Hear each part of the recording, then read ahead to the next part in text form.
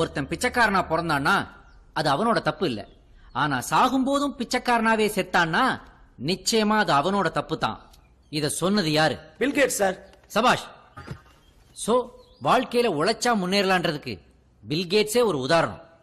தோத்தவன் சொல்றதை விட ஜெயிச்சவன் சொல்ற அட்வைஸ தான் இந்த உலகம் கேட்கும்.